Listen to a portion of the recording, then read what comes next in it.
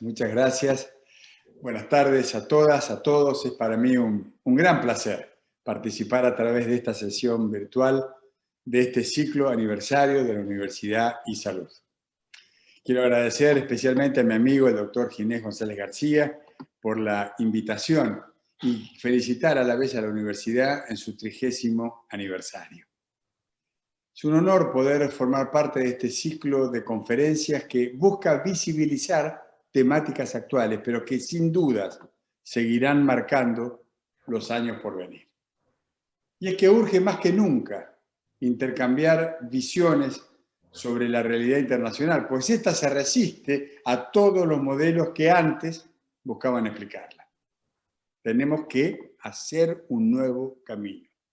Esto es así porque atravesamos un tiempo de altísima incertidumbre, tanto por la velocidad como por la profundidad de los cambios que nos toca vivir. Sobre las turbulentas aguas del siglo XXI llegó la pandemia de COVID-19.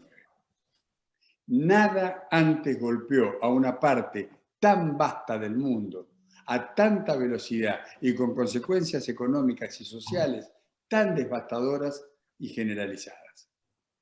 Y mientras todavía salimos de esta tormenta, tenemos el desafío colectivo de construir los consensos que guíen nuestro futuro común. Depende de todos nosotros hacer posible una recuperación más equitativa, inclusiva, sostenible. Por ejemplo, cuando estábamos seguros de que abordar los desafíos de la cuarta revolución industrial era lo último, en paralelo se abre una nueva vía radical de transformación y cambios. La economía circular que recién mencionabas y que Atilio nos va a desmenuzar. Ahora, envueltos en semejante dinámica y a nuestro favor, hay un marco general para la acción de los estados, una referencia estable que perdura, y eso se llama multilateralismo. Como se dice de la democracia, lo mismo vale en este caso, el multilateralismo sigue siendo el esquema menos imperfecto de todos para encarar problemas globales. Problemas globales viejos, como los conflictos armados, o nuevos, como la salud del planeta. Sobre todo hemos visto desde el mundo emergente, un mundo que todavía camina hacia el desarrollo en plenitud y dignidad. Y habiendo muchos y muy complejos, no hay desafío global más emblemático como ese: la sostenibilidad del propio planeta. Vayamos entonces por partes. Repasemos los aspectos principales de la revolución industrial, recorramos algunos de los cambios que nos propone la economía circular y veamos las opciones que nos da el multilateralismo para optimizar las respuestas políticas y geopolíticas que demande esta etapa histórica. Lo primero, las nuevas tecnologías son nuestras herramientas de transformación. Lo segundo, la economía circular es nuestro paradigma para un cambio real que además sea posible. Lo tercero, el multilateralismo, es el andamiaje que sostiene y coordina las acciones de nuestros gobiernos y sociedades. Veamos en primer lugar las herramientas. El mundo transita una cuarta revolución industrial. Esto implica una fusión de distintos sistemas tecnológicos, todos conectados entre sí. Sobre esta revolución de la información se apoya la globalización. Pero la ciencia y la tecnología nunca fueron inocuas. Como ocurría antes, también ahora en el siglo XXI, la carrera por el conocimiento es el trasfondo de muchas disputas geopolíticas. Las transformaciones tecnológicas vertiginosas cautivan, y con razón, las mentes de los políticos, de los empresarios, los soldados, los académicos, los financistas, los ciudadanos en todo el mundo. Los impactos de largo alcance de estas tecnologías, su potencial transformador sin precedentes, representan, yo diría, el poder de redefinir todos los ámbitos de nuestras vidas. Y todo esto con una velocidad que impide terminar de asimilar cada tramo de la carrera antes de ingresar al siguiente. Igual que en las tres revoluciones anteriores, sectores como las energías renovables, la industria aeroespacial, la tecnología financiera, los TIC, la nanotecnología, ya están profundizando la complejidad del tablero internacional, en toda arista. La arista política, la económica, el comercio, las finanzas, la ecología, la sociedad, los conflictos armados, hasta la paz. Algunos analistas creen que la introducción de dichas innovaciones encarna literalmente la promesa de progreso, la promesa de desarrollo, de prosperidad duradero para toda la humanidad. Es para analizar. Veamos un ejemplo. Las tecnologías de desalinización pueden resolver los problemas relacionados con la escasez de agua crónica. O la biotecnología puede ser decisiva para reducir el hambre y la desnutrición. Incluso, lo sabemos todos, es posible que en algún momento de las próximas décadas los avances de la biotecnología puedan curar enfermedades hoy intratables. Y quizás eso incluso nos lleve a invertir el proceso de envejecimiento en sí mismo. No lo sabemos. La utilidad de estas tecnologías combinadas puede desempeñar un papel significativo a la hora de prevenir conflictos distributivos, conflictos ambientales, conflictos geopolíticos. ¿Qué quiero decir? Las recientes innovaciones tecnológicas pueden mejorar realmente el nivel de vida de millones de personas.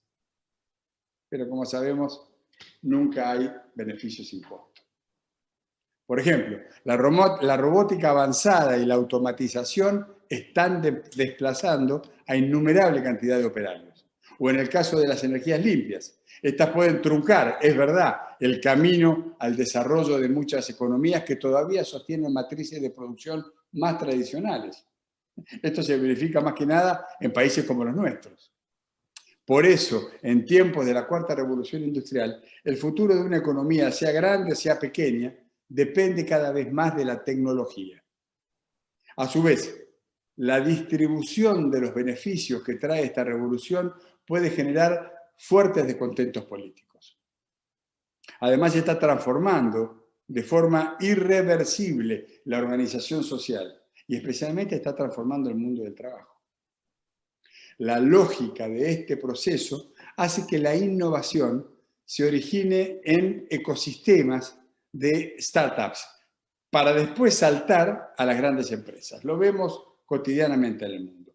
Como también constatamos cotidianamente, las compañías de tecnología son cada vez piezas más claves del juego geopolítico mundial. Ahora, bien, cabe que nos preguntemos qué desafíos nos trae. Veamos algunos de esos desafíos. 1. ¿Cómo se maneja la ciberseguridad? Para los gobiernos, para las empresas y para nosotros como ciudadanos. 2. ¿Cómo los sistemas políticos se adaptarán a la velocidad de estos cambios? En especial, la relación de los sistemas políticos con sus ciudadanos. 3.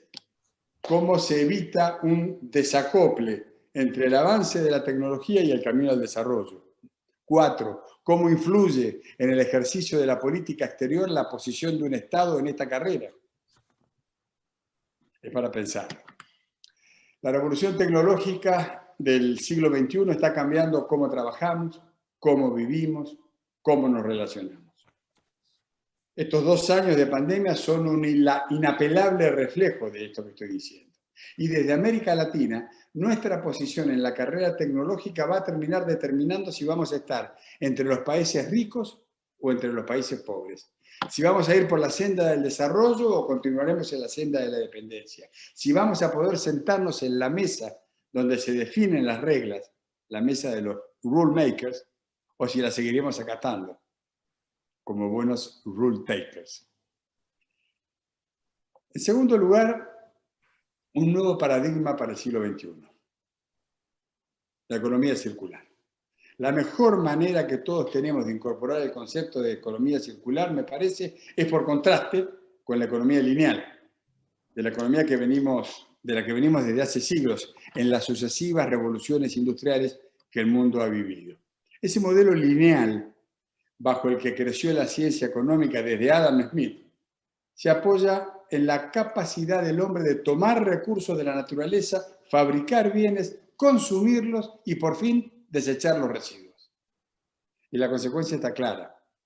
más de 2.000 millones de toneladas de residuos al año según el Banco Mundial, que serán 3.400 millones de toneladas hacia el año 2050. Veo aquí que cada año se vierten 400 millones de toneladas de metales pesados, lodos tóxicos y residuos industriales en nuestros ríos. Y al menos 8 millones de toneladas de plástico acaban en nuestros océanos. La economía lineal era una manera de producir, pero también era una manera de consumir. Por ejemplo, la producción actual de materiales que usamos a diario representa el 45% de las emisiones de dióxido de carbono. La economía circular viene a decirnos dos cosas. Una, sabida, y es que los recursos son finitos. ¿Qué haremos cuando se acaben? Y la otra cosa que viene a decirnos, esta vez alentadora, es que podemos controlar ese doble riesgo de quedarnos sin recursos y destruir el planeta si somos capaces de crear un círculo dentro del cual reciclemos sin desechar los productos que hayamos elaborado. El modelo de economía circular se propone utilizar la producción en circuito cerrado para mantener los mismos recursos durante el mayor tiempo posible. Experiencias de economía circular ya existen, pero en sectores muy localizados e incentivados por los estados todavía. Los expertos estiman que la economía circular representa hoy solo el 8.6% de la economía global. Entonces, reproducir esas experiencias a gran escala plantea retos muy grandes. Por ejemplo, cómo financiar ese proceso de transformación, cómo involucrar a la economía privada, cómo darle gobernanza desde los estados. Esa transformación también enfrenta límites, al menos a corto plazo. Por ahora, el mundo solo recicla el 13.5% de los materiales secos. Pero mientras los países pobres reciclan solo 3.7% de los materiales secos, otros como Dinamarca llegan al 67%. Una expresión más de la desigualdad que impregna los problemas globales. Entonces, ¿cómo convertir las vastas y complejas cadenas de valor globales que estructuran la producción mundial hoy a la economía circular? ¿Cómo incorporar a las grandes corporaciones multinacionales al nuevo modelo? Y ahí es donde asoma el tema para el que he sido convocado. Ahí aparece el desafío del multilateralismo. Mirada optimista. Y entramos en el tercer elemento, entonces, a considerar. Nuestro andamiaje para ir hacia el futuro que queremos es el multilateralismo. No hay otro. Característica central del mundo de posguerra en el siglo pasado, el multilateralismo conocido se ha visto seriamente debilitado durante los últimos tiempos, hay que decirlo. Incluso se ha visto debilitado, y ya fue dicho en este ciclo, en plena crisis de COVID-19. Pero el mismo escenario que pone a prueba sus instituciones claves puede ofrecerle las condiciones para volver a regir las relaciones internacionales. Durante los últimos 70 años, los países crearon instituciones multilaterales para tratar grandes problemas globales que exceden la posibilidad de respuesta individual del Estado. Pensemos en los problemas del envejecimiento o del ciberterrorismo o del terrorismo o del delito internacional o del cambio climático. Necesariamente la respuesta tiene que ser colectiva porque no vale, no alcanza, no sirve la respuesta individual de cada Estado. Tras 2 guerras, los estados asumieron que hacía falta coordinarse, en lugar de imponer por la fuerza reglas financieras, reglas comerciales, militares, hasta culturales. Así nació la ONU, así nació el Consejo de Seguridad, así nacieron las instituciones creadas en los acuerdos de Bretton Woods, el Fondo Monetario, el Banco Mundial, más tarde la Organización Mundial de Comercio. Todas ellas fueron piezas de un nuevo orden internacional impulsado ¿por quién? Por los vencedores de la Segunda Guerra Mundial. Una arquitectura global basada en la cooperación entre los estados para hacer el mundo un poco más previsible, intentar hacerlo un poco más pacífico. Ahora bien, con el correr de las décadas, Y a medida que iban haciéndose visibles nuevos problemas globales, se multiplicaron las instituciones, los mecanismos de regulación, los espacios de negociación en todo el mundo. El final de la Guerra Fría llevó ese proyecto a escala verdaderamente planetaria y le agregó instituciones más intrusivas para cada Estado, digo, ¿no? Pero también ideas más cosmopolitas. Así, en los últimos años del siglo pasado, el multilateralismo gozó de un auge de credibilidad y visibilidad. Yo era chico entonces, más allá de la eficiencia de cada organización considerada por sí misma. Pero hoy, que soy grande, la realidad es diferente. Los ánimos cambiaron, abunda el pesimismo respecto de todas esas instituciones multilaterales y del multilateralismo en general. Por eso debemos revertir la esclerosis del multilateralismo, ese debilitamiento que se verifica en las arterias del andamiaje institucional global que se desarrolló desde la posguerra. ¿Qué dicen los detractores del multilateralismo? ¿Qué le critican? Bueno, le critican la lentitud de sus respuestas, la rigidez de sus movimientos, la apariencia de consensos limitados a unas pocas potencias, la incapacidad de adaptarse a los nuevos desafíos que plantean los nuevos problemas globales. No cabe duda de que el multilateralismo no es un sistema estático de normas y organizaciones creadas una vez y para siempre. Hoy, ante los enormes cambios en la distribución del poder global, nadie persigue mantener un sistema congelado para siempre. Yo diría que, por el contrario, el multilateralismo debe seguir mutando, y quienes más tienen que perder si se debilita somos nosotros. Son los países con menos capacidad unilateral. Es que, a pesar de sus limitaciones, el multilateralismo sigue explicando en gran parte la estabilidad y el desarrollo en vastas regiones del planeta. La verdad es que abandonar todo lo construido hasta ahora significaría no solo retroceder varios pasos, sino quedar más vulnerables frente a las nuevas amenazas del futuro.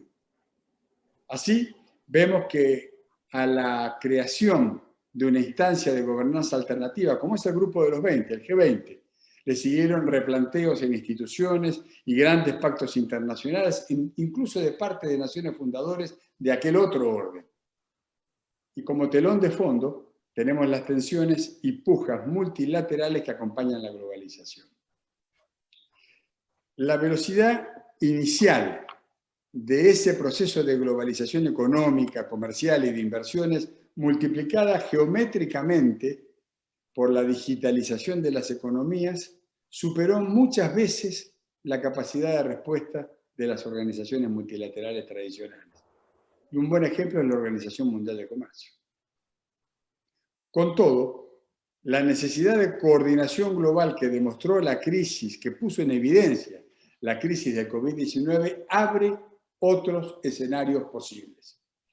Ahora que la globalización misma sufrió un revés forzado y abre dudas sobre su evolución, el espíritu multilateral puede probarse como la savia, la sangre de un futuro nuevo orden internacional que asegure una reactivación pacífica y coordinada, creando nuevos espacios e incluso generando nuevas reglas. Las iniciativas colectivas deben vincularse a un multilateralismo con márgenes de maniobra disociados de los embates de la política. Si no, estamos complicados.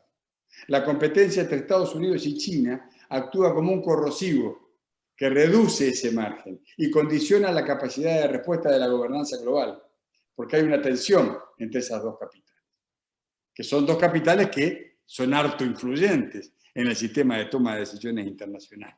Además, el efecto de arrastre que pesa sobre el deterioro del multilateralismo está imbricado con la crisis del orden internacional liberal, que se está acabando. El multilateralismo tiene el desafío de reinventarse y necesita de todos para hacerlo de manera cabal. El multilateralismo reconoce, potencia y reorienta. Por ejemplo, el multilateralismo global reconoce que la digitalización, la industria 4.0 y el Internet de las cosas son motores del crecimiento económico, pero también que su desarrollo es muy desigual, si consideramos las distintas geografías e inclusive dentro de cada geografía los distintos grupos sociales. Y la pandemia ha exacerbado estas brechas digitales. Todavía nos queda un largo camino por recorrer para trasladar los progresos realizados en muchos sectores industriales y de servicios hacia la integración digital, a sociedades en general, que beneficien a la sociedad en general y poder así entonces aprovechar los impactos de la digitalización para desarrollar la economía circular. El 2021 es un año oportuno para empezar a ensamblar las piezas del puzzle de la economía circular e iniciar una transición global hacia un desarrollo consciente de los recursos. Nuestras crisis medioambientales están entrelazadas con las crisis de la desigualdad, las crisis de la migración, las crisis de la democracia, y ninguna de ellas puede resolverse de forma aislada. Para prosperar de verdad, la economía circular debe formar parte de un esfuerzo mayor para hacer frente al crecimiento económico, al consumismo derrochador y a las estructuras de poder no democráticas de la economía mundial. Tiene que estar orientada a las necesidades reales de todas las personas en lugar del consumo excesivo de unos pocos. Y debe estar respaldada por más mecanismos de cooperación en lugar de estar controlada por un pequeño número de empresas poderosas.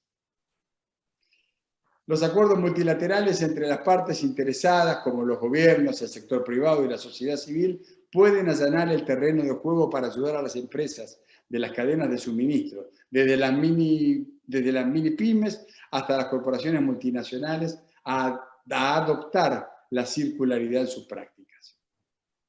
Para ir redondeando, hoy podemos decir, en un mundo multipolar y de incertidumbre cada vez mayor, países como los nuestros, y de allí la importancia de este encuentro, necesitan reconstruir material y simbólicamente ese mundo multilateral.